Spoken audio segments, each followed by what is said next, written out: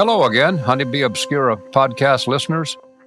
It's me, Jim, back with my near weekly weather report. It is blistering cold on this particular day and has been cold now for well over a week. So I go through this anxiety every year, as long as I can remember, of, oh my stars, my poor bees are out there in this weather, and I'm in here by the fire. So I always begin to think, what should I have done differently? What could I do? But one of the things I definitely think about here in this early December time period is that, can you believe it? Can you believe it? It's time to order packages. So I thought you and I would talk about this, not so much from a how-to standpoint, but more so from a complaining, contorted, this is a weird procedure we go through kind of discussion. I hope you don't mind if we do that. I'm Jim Tew. I come to you from Honeybee Obscura once a week, where I talk about something to do with plain talk beekeeping. Welcome to Honeybee Obscura, brought to you by Growing Planet Media, the producers of the Beekeeping Today podcast. Join Jim Tew, your guide through the complexities, the beauty, the fun, and the challenges of managing honeybees. Jim hosts fun and interesting guests who take a deep dive into the intricate world of honeybees. Whether you're a seasoned beekeeper or just getting started, get ready for some plain talk that'll delve into all things honeybees. I've kind of confessed to you in previous segments that I've had some changes in my life. There's been some family health issues that have made me reprioritize a lot of things and deprioritize my bees in many instances. So with that reality in bright light of my life right now, I have to expect that a lot of my bees, some of my bees, all of my bees, I don't know yet, are not going to survive this winter. But in true, what's that word? In true Sisyphean ways, I will roll that rock up the hill and I'll start again next year. I want bees in my life as long as I have life. So if I have to, I'll just start again. Honestly, listeners, all down through the years, I bought packages every year anyway, even those years I didn't particularly need them and honestly didn't always want them. I just felt like I was being left out. Yeah, everybody's getting their packages. Everybody's got trucks coming and going. Everybody's got pickup dates, except Jim, and he didn't order any. So as a matter of course, I would usually order 2, 3, 4 packages just to not be left out of the spring party. I'm going to talk more in a bit about brand new people who don't know any more about beekeeping than they know about piloting an aircraft. We'll talk about them in a few minutes, because even after all these years, I try to stay on the same path that I used last year to order my packages. There's so much confusion, so many variations, so much risk, so much timing, so much you should have ordered 2 months ago kind of thing, that it makes it confusing and it makes it very difficult to tell you, or especially a brand new person, how to go about this procedure. But here's the deal. After all these years, I've got some friends. I've got a bee supply company about a 45-minute drive from me that has packages come in every year. So I just stay on that pathway. But anyway, it's time to begin thinking about ordering packages if I want to get the specific dates that I want. Now, here's the thing about that. What dates do I want? What dates do you want? I have a few benchmarks historically, unless this climate change thing changes that too. Historically, May the 5th has been the accepted day that the king blooms open on apples here in Northeast Ohio. So from a pollination standpoint, from a swarm standpoint, from all kind of standpoints, that was a benchmark. You should have bees by then. They should be built up by then on that May the 5th date. So way back in probably late April, early May, I should be scurrying all around picking up whatever packages I had decided to order for that year. When you order the dates you choose or your business, my beekeeper friends in Alabama, my beekeeper friends in the southwestern U.S., you have totally different dates, totally different concepts for ordering, but not all that much. It's always been kind of a conundrum for those of us at the time who were living in the South, because you would order packaged bees, and those bees were building up and being produced on the same nectar flow that I was on. So you wanted to get your packages as early as you could from your neighboring package producers because we were sharing the nectar flow. Oh, I do hope that makes sense. If I've got my bees in the South and a later date, then the season was essentially already well underway, if not mostly past, and then I would have to feed more to get my bees through it. I need to say now, and I'll say again, that feeding is certainly a way to go with packaged bees. Indeed, listeners, those commercial queen producers didn't always even want a huge nectar flow because it made the bees sticky when they shook them.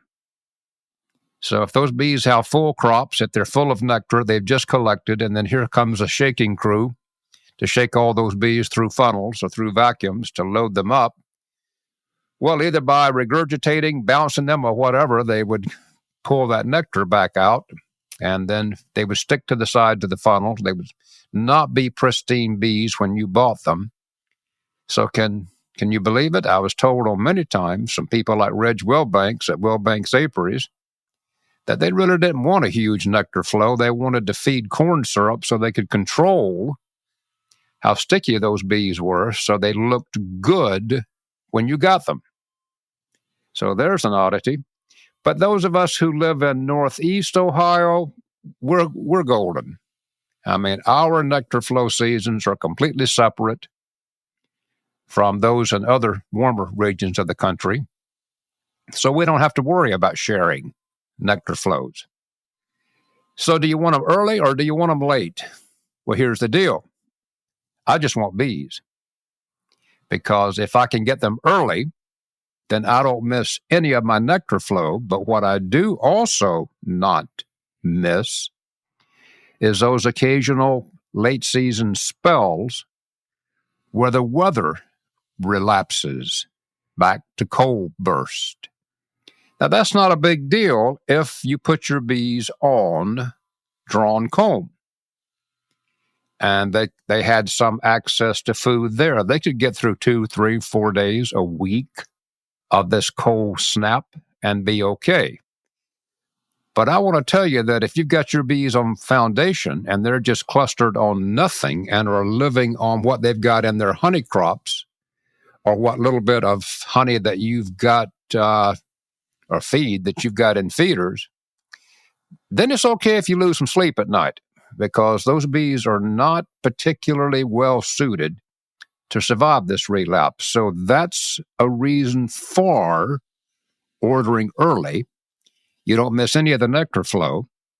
Or ordering late, you don't have to deal with those late season reversals that cause the bees concern.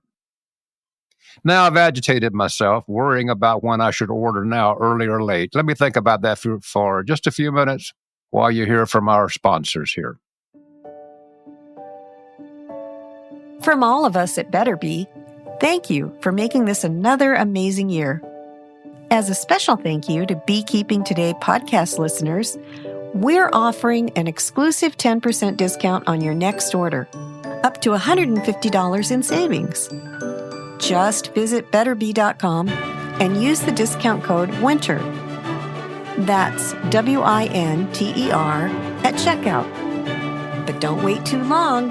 This offer is good only through 11:59 p.m. Eastern Standard Time, December 31st, 2024. From our hive to yours, we wish you a joyful holiday season and a wonderful new year. Well, I've cleared my head, and I'll tell you this. I just want bees. I have somewhat of a luxury, as do most of you, of having bees. If I have bees, then you can make bees, right? So if I really shook a package of bees late and they came in late and maybe I got a good price or maybe someone didn't want them or someone didn't pick them up, there's always a deal. Why do some people order packaged bees and then not go get them?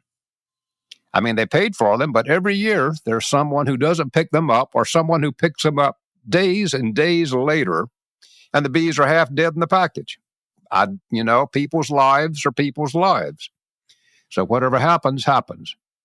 So I will take bees at any time in the spring season because I can parasitize my existing colonies or my stores that I've got or equipment that I've got, drawn comb that I've got, and I can mitigate the changes in those late season weather flips that come along almost every year. I can't tell you when to book your packages. I would want to get them pretty much in mid-spring, whatever your spring season is. That's not advice. This is just a conversation so that you are fairly safe from the weather, but you've still got a good deal of the spring season left. How many packages to order? Well, that's a personal decision.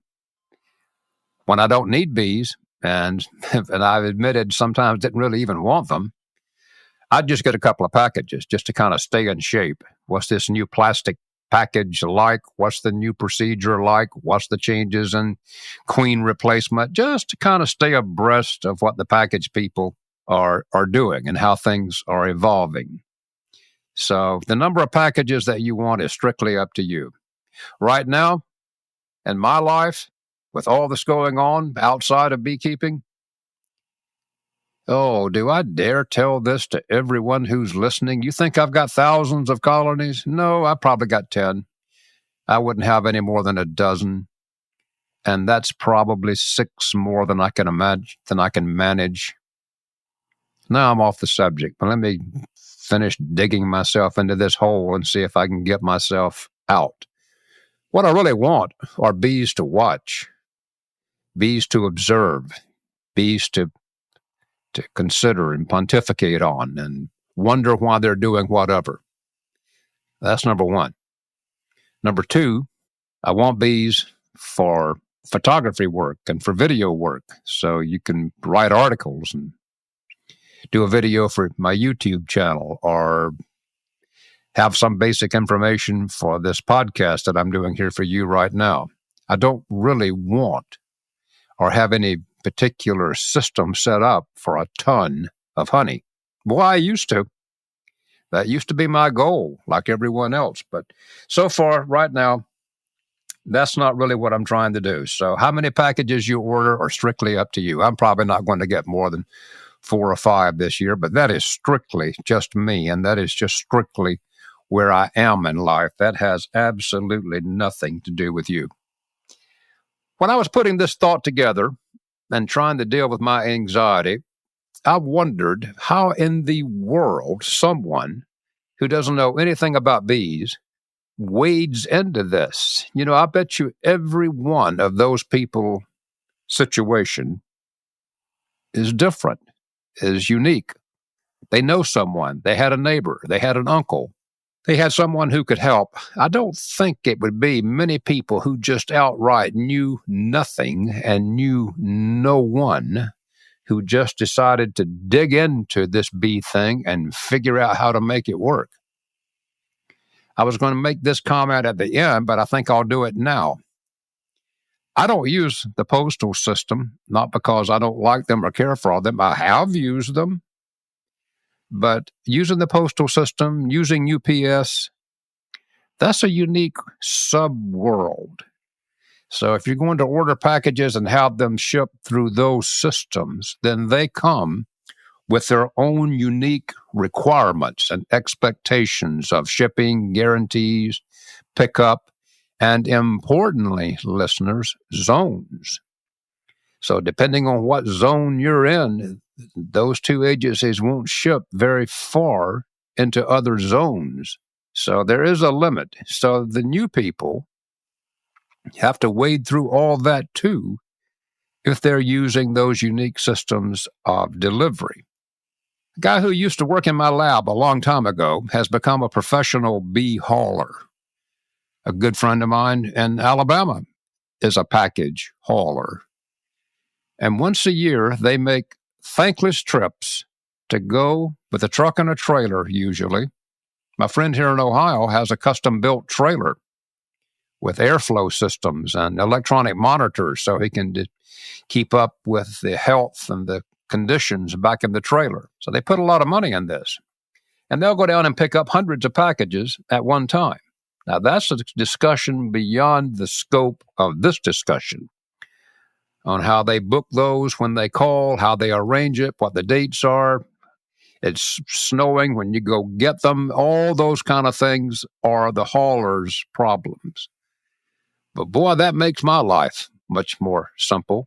I don't have to worry about any postal delivery or any other technique like that, UPS, that's going to have unique expectations put to it. I just deal with this person, order my packages from them, and go pick them up. And the first half, the first 3/5 of my beekeeping career, those people didn't exist. I've gotten calls from my local post office that your bees are in. Could you come get them right now? And they would always say the packages are leaking and there's bees everywhere. Well, those of you who have experience in beekeeping know that in most cases, the packages were not leaking. Those are hobo bees that were attracted to these 40 or 50 packages that I had sitting on the back loading dock, probably in the sun. And they were attracting, wild honeybees from the area, but they were not packages leaking. But the postal system was not really surprised to have this cargo freight to deal with. They also would sometimes ship baby chicks and earthworms and all kind of things. So this is not like beekeeping or bees were in a category all by themselves. So in that way, having these people haul packages for us eliminates all of that, and it makes it simpler just to go pick them up on the day. And you get to talk to people and slap on the back and see people you've not seen since this time a year ago, ergo me ordering just 2 packages to go pick up. So I enjoy doing that. The queen thing, I've had a package supply guy tell me that he has a tail light policy on queen replacement, that queen is guaranteed as long as he can see your tail lights. That was kind of funny when I first heard it. It was kind of sobering the second time I heard it. And by the third time I heard it, the third year, I wanted to say, okay, enough with that. We don't have much of a queen warranty anymore. And the way I've stumbled through that on those occasions when I either got a dead queen or a poor queen, rather than hop back in the car and run back up there and demand another queen or buy another queen, as the case often was, it's been my experience that it's really almost as good to have, let me just say, a 6-pound package instead of a 3-pound package. And therefore, I could build up these bees really fast and then at my convenience and maintaining my sanity, get a queen and split them back out and not have any horrific setback on the whole thing. So the queen thing has changed a lot. The queen used to have a bit of a guarantee, and I have personally used that guarantee. And package producers of years and years gone by, when queens and bees were plentiful, would, yes, send you another queen. It was a dead loss. And I've had horror stories. I've had those people tell me that at 5 and 6 queens, they had to say, enough already. You should have read some books before you ordered these bees. The luxury that you and I have, if you're listening to this podcast, I bet you're an established beekeeper. The luxury that we have is we can order these packages really anytime we want them. And if they come in and the weather's bad, we can hold them, which is always nerve-wracking to me, to have these packages of bees out in the shop, all that humming, trying to atomize them, mist with sugar syrup and keep them fed and keep them, just worry about them until the weather breaks enough to install them. But normally I have some drawn comb. I have boxes already built. I maybe have some honey from last year that I can rob from other bees. And honey in the comb is just like gold to bees. So you can take any feeder you want and toss it if you're comparing that to honey stored in the comb. That really helps a lot. Us already having some of the infrastructure in place. And secondly, experienced listeners just having been through this over and over again kind of takes the edge off of the anxiety. So on this cold, blustery winter day, I mean, it's down around 14 degrees Fahrenheit. I'd like to talk about feeling guilty about my bees and worrying about my bees, but I just can't.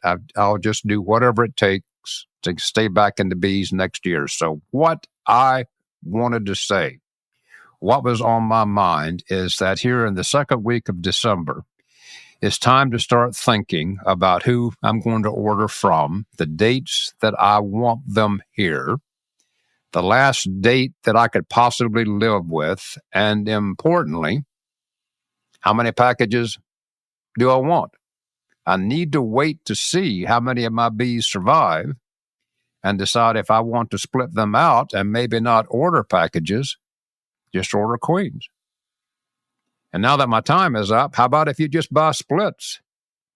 Sometimes it's actually the similar cost to buy splits, but that can be a talk for another time. No doubt through the years, Kim and I have already done that, but it probably should be addressed again.